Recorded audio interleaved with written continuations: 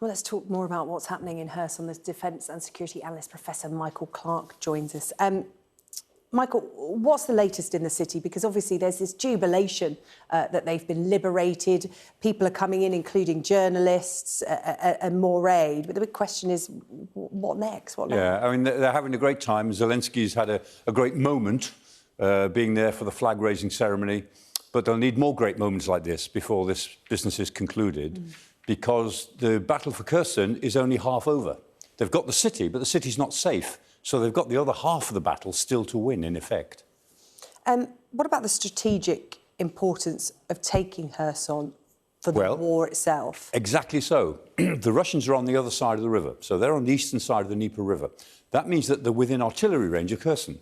When they got thrown out of Kharkiv earlier in the war, they stood out and then just lobbed artillery shells into the city. And the Ukrainians had to launch big attacks to push them out of artillery range. And that's what the Ukrainians will have to do here. They've got to get the Russians another 30 kilometres or so away from Kherson in order to keep them out of artillery range. Now, they seem to have landed on the Kinburn Spit in the last 36 hours at Hiroisk. The Russians now admit that the Ukrainians have got to Hiroisk. Now, all that area is all marshy, bogland, it's lots of tributaries, as you would expect.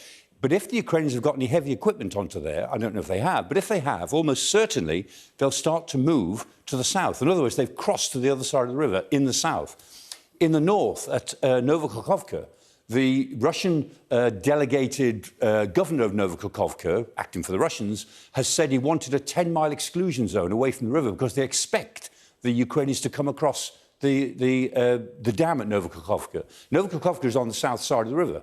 So if that falls, then the Ukrainians are in a position to sort of create a pincer movement to get the Russians to withdraw from Kherson. That's the next stage of the battle, and that's why I say the battle of Kherson is only half won. They've got to get the Russians out of artillery range before the city is safe. Yeah, Ukraine being spoken about a lot at the G20 summit that's got underway today in Bali. In fact, the US President Joe Biden was talking about it a short time ago. He was asked by a journalist, you know, is this it? Is this the pivotal moment in the war? And he said, it's too early to say yet. Is that how it's going to be treated at the G20 summit in terms of proceeding with caution? As you said, it's only half won. What can be done at the G20 summit to affect what's happening in Ukraine? Well, things are changing strategically because Crimea is now under threat because of what the Ukrainians have been able to do in Kherson, because they're now within range. And the Russians will have trouble moving the troops that they've just relieved, as it were, by getting across the river. They want to move them to Donetsk,